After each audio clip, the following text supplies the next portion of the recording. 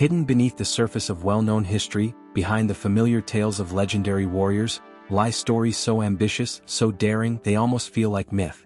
You've heard of the legendary samurai, fierce, loyal masters of the sword. But what if everything you thought you knew about Japan's centuries of self-imposed isolation wasn't the whole story? What about the one samurai who embarked on a journey far more daring than any battlefield? An epic voyage that would take him across the vast, unknown oceans, farther than almost any of his countrymen had ever dreamed. Welcome to the Forgotten History Channel, where we journey back in time, across continents and centuries, to unearth the remarkable individuals and pivotal events history sometimes overlooks. Today we set sail with a formal Japanese mission launched from the shores of northern Japan in the early 17th century. Led by a trusted samurai retainer named Hasekura Tsunenaga, their incredible, almost unbelievable goal, to travel all the way across the Pacific and then the Atlantic Oceans to the distant, powerful lands of Europe, visiting royal courts like Spain and the spiritual heart of the Catholic world, the Vatican, in Rome. It was an undertaking of immense scale, sponsored by the ambitious and forward-thinking daimyo Date Masamune. A mission driven by hope for trade, diplomacy, and perhaps something more, but one that would ultimately return to find its homeland drastically changed, setting the stage for an unexpected, poignant outcome. Put your hands up for stories untold, echoes of glory and hearts so bold. We dig deeper where the truth will glow. Forgotten history, let the rhythm flow. As Hasekura Tsunenaga prepared for his unimaginable journey across the globe, Japan itself was navigating a profound new era. After over a century of tumultuous civil war, the nation had finally been unified under the powerful leadership of the Tokugawa shogunate, headquartered in the burgeoning city of Edo, which is modern-day Tokyo. This was a period fundamentally marked by a strong desire for stability, order, and centralized control after generations of conflict. But beneath the surface of the shogun's authority, powerful regional lords, the daimyo like Date Masamune, still held considerable influence within their own domains and harbored their own independent ambitions. This was also a time of significant, though complex and increasingly contentious, foreign contact.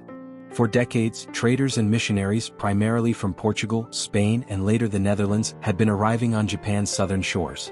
Initially, there was a degree of openness and curiosity. Trade flourished, bringing new goods, ideas, and even technologies like firearms, which were eagerly adopted. Missionaries, particularly Jesuits and Franciscans, worked tirelessly and gained converts, and Christianity began to spread, particularly in the south, establishing churches and communities. However, the shogunate, mindful of potential threats to their hard-won unity and hierarchical social order, grew deeply suspicious of this foreign influence. They feared that Christian converts might owe their primary allegiance to foreign powers or the distant pope in Rome rather than to the shogun, potentially creating a fifth column within Japan. This deepening suspicion of foreign influence and growing fear of Christianity's spread led to the implementation of initial anti-Christian edicts, a growing pressure against foreign missionaries, and a cautious stance towards trade that wasn't entirely under direct state control. It was in this complex environment, a blend of newfound stability, lingering daimyo ambition, limited but contentious foreign presence, and increasing suspicion of the outside world, that our ambitious mission was conceived. And leading the ambition and innovation was Date Masamune, the formidable daimyo of the Sendai domain in northern Japan, famously and visually known as the One-Eyed Dragon. A brilliant military strategist and administrator, Masamune was unusually outward-looking for a daimyo of his time, holding a deep interest in foreign affairs, trade, and perhaps even overseas territories. He saw foreign contact as a way to potentially increase his domain's wealth and power, maintain a degree of independence from the central shogunate's tightening grip, and bypass the shogunate's restrictions on foreign trade from the south. Bringing Date Masamune's unprecedented vision to reality required a feat of engineering never before fully accomplished in Japan. Building a ship large and sturdy enough to cross the vast, tempestuous Pacific and then the unpredictable Atlantic Oceans. While Japan had highly skilled shipwrights, known for their artistry in constructing coastal vessels, building a large, deep-water European-style galleon capable of enduring such immense transoceanic voyages was a monumental and unfamiliar challenge. To achieve this ambitious task, Masamune enlisted the expertise of both his own master Japanese shipbuilders and likely received crucial technical advice and guidance from the Spanish missionaries or other European residents present in Japan at the time, possibly even benefiting indirectly from the knowledge shared by figures like the English pilot who served the shogun. Over several months, in a bustling shipyard within his domain in northern Japan, hundreds of workers toiled tirelessly to construct the vessel from massive timbers. The result was a magnificent galleon, later named the San Juan Bautista, St. John the Baptist, a ship significantly larger and more robust than typical Japanese vessels, specifically designed and built to carry over 100 people and all their supplies across half the world. Its very construction was a powerful, tangible symbol of Date Masamune's ambition, his willingness to embrace foreign technology, and his serious intent for this mission.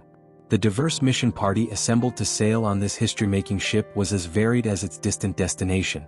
It included a core group of experienced samurai escorts, utterly loyal to Date Masamune and ready to serve as guards and representatives, like the envoy himself, Hasekura Tsunenaga, along with merchants eager to establish lucrative new trade routes for the domain, a large contingent of skilled Japanese sailors to man the complex rigging and navigate the ship, and crucially, the European Franciscan friars who had helped conceive the mission and would act as indispensable guides, translators, and facilitators in the foreign lands. This was no mere trading vessel repurposed for travel. It was a formal embassy on the waves, packed with representatives from different strata of Japanese society, embarking together on an unprecedented diplomatic and exploratory voyage into the unknown. Finally, in October 1613, the magnificent galleon, the San Juan Bautista, a vessel that represented an unprecedented leap in Japanese shipbuilding for long-distance travel, set sail from the harbor in Date Masamune's domain in northern Japan. Aboard were over 100 souls, a diverse company of samurai escorts, ambitious merchants, skilled Japanese sailors, and the vital European friars, all embarking together on a journey of truly unprecedented scale into the vast, unknown expanse of the Pacific Ocean. The voyage was incredibly long and fraught with peril. 4 months on end, they were tiny, solitary specks on an immense, seemingly empty sea, facing the constant dangers of violent storms that could splinter their vessel, the ever-present threat of disease in close quarters, limited and dwindling supplies, and the sheer psychological challenge of endless horizons with no familiar land in sight. Navigating across the world's largest ocean with 17th-century technology, relying on celestial navigation and sheer faith, was a monumental feat of endurance for everyone aboard. After over 3 months at sea, a grueling 90-day crossing, they finally sighted land, a welcome sight indeed, arriving in New Spain, what is modern-day Mexico, specifically the bustling port of Acapulco, in January 1614. Their arrival, a large ship built in Japan, arriving having crossed the entire Pacific, was met with astonishment and great curiosity by the Spanish colonial authorities and the local population. They were formally received by the Viceroy's representatives and spent some time recovering and interacting with Spanish colonial society in Acapulco, a world away from Japan. From there, the core mission members, including the samurai envoy and the European friars, undertook another significant journey, traveling overland across the vast, diverse landscapes of Mexico, a journey of hundreds of miles through different climates, topographies, and cultures, to reach the Atlantic coast at Veracruz, the main port from where they would find a ship to continue their journey to Europe. It's worth noting that during their stay in New Spain, some members of the extensive mission party, particularly merchants or lower-ranking samurai who had perhaps achieved their immediate goals or were daunted by the next leg, chose to remain behind in Mexico, either settling there or waiting for a future opportunity to return to Japan, thinning the ranks slightly before the even longer and equally perilous voyage across the Atlantic. From Veracruz on the Atlantic coast of New Spain, having completed the arduous overland journey across Mexico and said farewell to some who remained behind, the core mission members, led by the samurai envoy and guided by the European Franciscan friars, found passage aboard a Spanish ship bound for Europe. The Atlantic voyage was yet another long and challenging leg of their immense journey, taking several months. Finally, in October 1614, almost exactly a year after originally leaving Japan, they arrived on European shores, landing in Spain. Their arrival in Spain caused considerable interest and excitement. A formal embassy from distant Japan, having traveled such an immense distance, was highly unusual and intriguing to the European populace and courts. They traveled inland to the Spanish capital, Madrid, where they were formally received at the Spanish royal court and had an audience with King Philip III himself. The samurai envoy, representing Date Masamune, presented his letters of credential and proposals for securing trade rights and potentially a military alliance. While at the Spanish court, a significant event of profound personal and religious significance occurred. The samurai envoy Hasekura Tsunenaga, along with several other members of the mission party, chose to be baptized into the Catholic faith, taking Christian names. This was a moment of great spiritual significance for them and was celebrated by the Spanish court and the Catholic Church representatives present. From Spain, the mission continued its journey, traveling overland across different European landscapes and through various cities to reach Italy. Their arrival in Rome in September 1615, almost 2 years after leaving Japan, was met with even greater ceremony and public fascination than in Spain. The pinnacle of their European visit, and indeed the entire mission's journey, was the formal audience with Pope Paul V at the Vatican. The Pope received the Japanese envoys warmly, expressing great joy at their conversion to Christianity and a keen interest in their distant homeland. The samurai envoy again presented his credentials and spoke, likely through translation by the friars, about his mission's purpose and Date Masamune's desires. While the practical outcomes regarding exclusive trade treaties and independent missionary rights proved difficult to secure definitively, particularly as such matters were often beyond the sole power of the Pope or King to grant independent of the Japanese shogun, the mission was a significant diplomatic and cultural success in terms of being formally received at the very highest levels of European power, both temporal and spiritual. The Japanese envoys spent time observing European society, architecture, customs, technology like printing presses and clocks, and daily life, experiencing a world vastly different from their own, and leaving a lasting impression of Japan on their European hosts. With their audiences in Europe concluded, the long, arduous journey home began. From Rome, the core mission members, including the samurai envoy and the European friars, made their way back across the Italian and Spanish landscapes to the Atlantic coast, where they secured passage on a Spanish ship bound for the Americas. The voyage back across the Atlantic to New Spain was another significant leg of their journey, a reversal of their previous crossing. They arrived once more in Mexico, likely at the port of Acapulco or Veracruz. However, their return journey faced a significant and ultimately fateful delay in New Spain, lasting around a year. The exact reasons for this extended halt are debated, perhaps issues with securing a suitable ship for the final Pacific leg, or more likely, due to the shifting political winds and tightening colonial policies of Spain towards interactions with Japan. Unbeknownst to the mission members or the full extent of it, during this protracted delay in Mexico, back in their homeland, the situation for foreigners and especially for Christians in Japan was worsening rapidly. The shogunate's policies of isolation were hardening, and the suppression of Christianity was becoming increasingly brutal, driven by intensifying fears of foreign influence. When the mission finally secured passage and began the arduous final voyage back across the vast Pacific Ocean to Japan, their hearts must have been filled with a mixture of relief and growing apprehension. As they sailed eastward, surely they felt a subtle but undeniable shift in the winds, a sense that the Japan they were returning to might be a very different place from the one they had so optimistically left 7 years prior. After 7 long years and tens of thousands of perilous miles, the San Juan Bautista finally sailed back into Japanese waters, arriving in the Sendai domain in September 1620.